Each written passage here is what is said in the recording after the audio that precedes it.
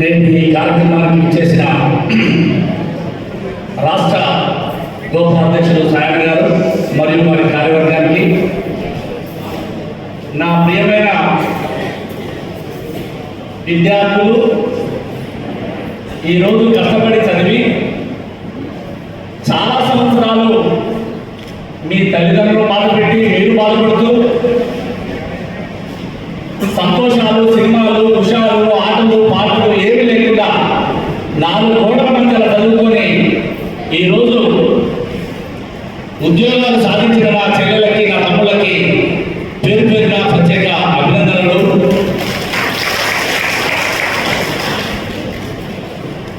చాలా శుభదినం. ఎన్నో రోజుల నుంచి ఒక మంచి కార్యక్రమం, కులం నుంచి ఈ కులంలో పుట్టాం కాబట్టి జరగాలని ఆశిస్తే గత ప్రభుత్వాలలో ఉద్యోగాలు ఇవ్వలేదు. ఎందుకో ఈ ప్రభుత్వం రావడం, వెంటనే ఉద్యోగాలు ఇవ్వడం, దాంట్లో మన పిల్లలకి ఎక్కువగా రావడం, దాన్ని గోపాధ్యక్షుడు గుడిద శ్రీనివాసరావు గారు దీంట్లో చాలా యాక్టివ్, వెరీ బ్రిలియంట్. ఆయన రాజకీయాలు తెలవడానికి, కానీ ఎవరికి ఏం చేస్తే బాగుంటుంది అనే దాంట్లో మాత్రం ఆయన శాతం. 2004లో నేను గతంలో కాంగ్రెస్ పార్టీలో విద్యార్థి సంఘ నాయకుడిగా, యువజన సంఘ నాయకుడిగా తిరిగాను, కానీ నా కులం అనేది నాకు తెలియదు. అప్పుడు రామకృష్ణ గారు ఈ జిల్లా గోపాధ్యక్షుడుగా ఉండి ఆయనే సిటీ కేబుల్ యాజమాన్య అధినేతగా పనిచేస్తూ ఎంతో మంది మన గౌడ సోదరులందరినీ కూడా హక్కులు చేర్చుకొని వారందరూ ఈరోజు కోట్లలో ఉండేదానికి ఆయన ఆలోచన విధానం పనిచేసింది. అలా రామకృష్ణ గారిని మేము ఆదర్శంగా తీసుకొని ఎవరో రాజకీయ నాయకులను కొలిచేదానికంటే నా అన్నలు వాళ్ళకే బ్యానర్లు కట్టామని నాకు 30 ఏళ్ళు వచ్చిన తర్వాత, అంటే నేను 16 ఏళ్ళ రాజకీయాలు తిరిగిన వాడిని, 30 ఏళ్ళు వచ్చినాక నా కులస్తులే నా నాయకులు కావాలని వారి కోసం కూడా మేము శ్రీనివాస్ గారు మేమంతా బ్యానర్లు కట్టి ఇలాంటి ప్రోగ్రామ్స్ గత 25 ఏళ్ల నుంచి చేస్తున్నాం.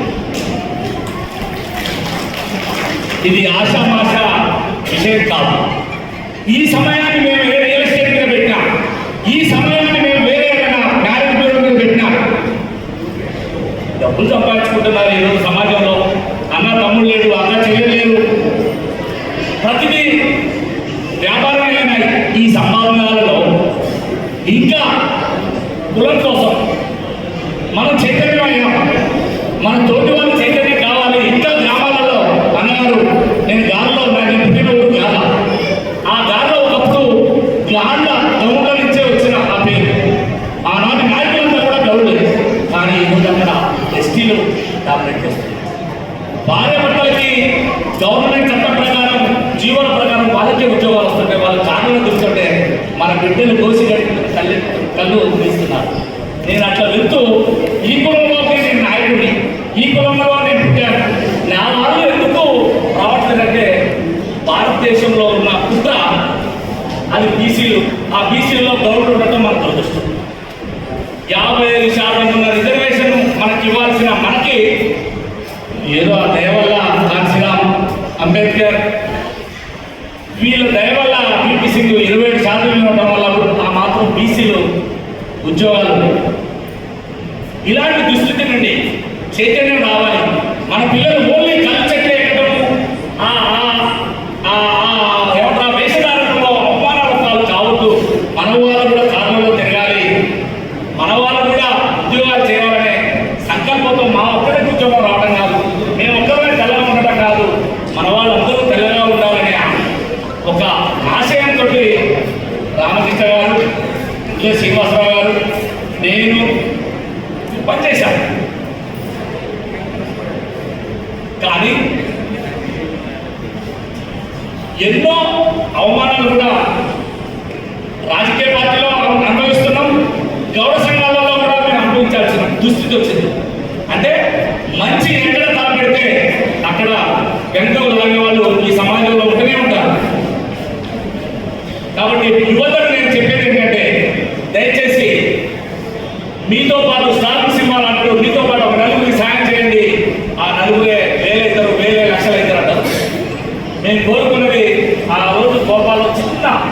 సన్నివేశాలన్నీ రామకృష్ణ గారిలో జరిగేది. ఈరోజు ఇలాంటి కూటమి కట్టడానికి ఆయన ఆదు. ఎందుకు ఆయన శ్రీదేవి ఎంపీగా ఉన్నారు కాబట్టి ఆయనతో అవసరాలు ఉంటాయో ఏదో మొత్తానికి అయితే ఆయన అందరూ ఆశ్రయించారు. ఆ పరిచయాలతో మేము ఈరోజు ఈ స్థాయికి ఇన్ని కార్యక్రమాలు చేయడానికి ఇప్పుడు శ్రీనివాసరావు గారు చెప్పారు. 20 ఏళ్లలో ఆయన అధ్యక్షుడు, నేను ప్రధాన కార్యదర్శి, ఆయన ట్రెజరర్. నేను ప్రధాన కార్యదర్శి, ఆయన అధ్యక్షుడు, ఈయన ప్రధాన కార్యదర్శి, నేను అధ్యక్షుడయ్యా. అంటే రొటీన్గా కష్టపడుకుంటూ వచ్చింది తప్ప ఒకే క్షణంలో మేము రాలేదు. ఇవాళ నేను ఉద్యోగస్తున్నాయని 10 years నుంచి గౌడ సంఘం అధ్యక్షుడుగా నన్ను ప్రమోట్ చేశారు రాష్ట్ర శాఖ. అర్థం చేసుకోండి ఒకసారి ఎందుకు చేశారు ఒక ఉద్యోగస్తుడంటే. ఒకసారి మేము అంటే మీరు ఎప్పుడు కొవ్వొత్తిలాగానే కులానికి సేవ చేయడం కాదు, మీరు నాయకత్వం తీసుకున్న నాడే కులానికి అభివృద్ధి జరుగుతుంది. నువ్వేం భయపడకు, స్వామి గౌడ ఎంప్లాయ్ కాదా, శ్రీనివాస్ గౌడ ఎంప్లాయ్ కాదా, మీరు కూడా కులానికి చేయండి అంటే ఈరోజు ఖమ్మంలో ఉన్న అన్ని మండలాల కమిటీలు, రాష్ట్ర కమిటీకి కూడా 12,000 సభ్యత్వాలతో తెలంగాణ గౌడ సంఘం ఈరోజు రాష్ట్రంలోనే అగ్రగామిగా ఉంది.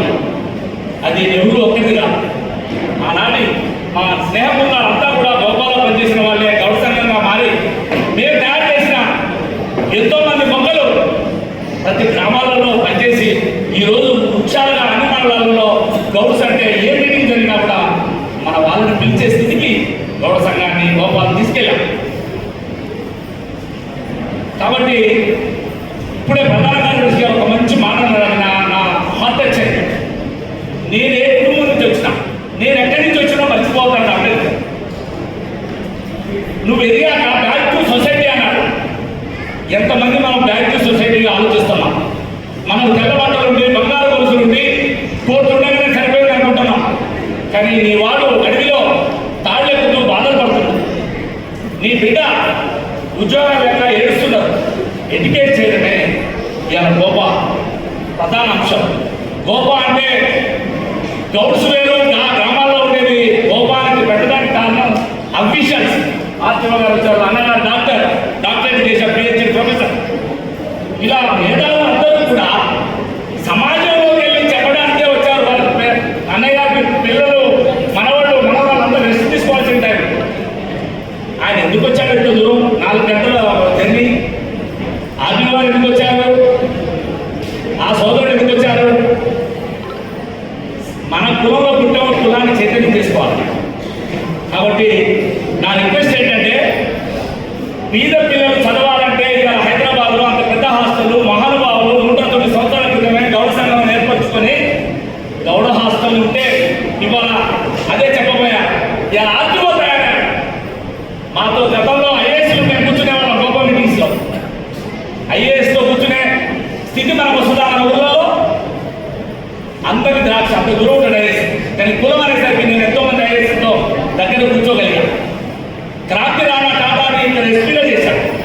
ఎంతోమంది మంత్రుల ముందు కూడా హాయ్ నెహ్రూ హవాలు గారు ఎస్పీ. కులం దేనికి ఎస్పీ నన్ను నేను అవసరాలు తీర్చాను. ఒక గౌడ సంఘానికి నాయకుడు, ఒక కులానికే కదా. కానీ అందరి ముందు ఎస్పీ గారిని పిలిచేవాడు. మనం ఫోన్ చేస్తే ఆయన పనిచేసి పెట్టేవాడు. దేనికి వచ్చింది ఇదంతా అంటే సార్ చెప్పినట్టుగా పక్కన కులం. మా నాన్నగారు చిన్న మాట చెప్పారు, దాంతో చెప్పి నేను చూస్తాను. బిడ్డ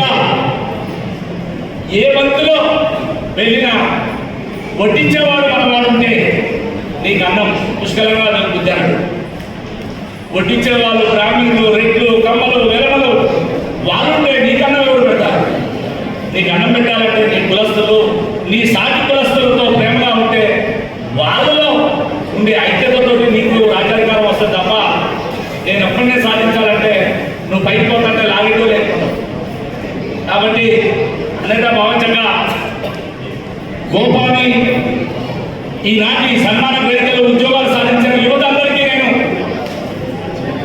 డిమాండ్గా చెప్తున్నా, దయచేసి కులానికి, నీ పక్కన ఉన్న పేదవాడికి, మన ఇంటికి ఉన్న పేదవాడికి, గౌడ్స్ సోదరులందరికీ కూడా మీ భావితరాలకి మీరు బాసటగా ఉండాలి, వారికి అండగా ఉండాలి, వారికి చేతులుగా ఉండాలని కోరుకుంటూ ఈ అవకాశం ఇచ్చిన తోపా కమిటీ వారికి ప్రత్యేక ధన్యవాదాలు తెలుస్తూ ముగిస్తున్నాం. Thank you. Thank you Nehru గారు.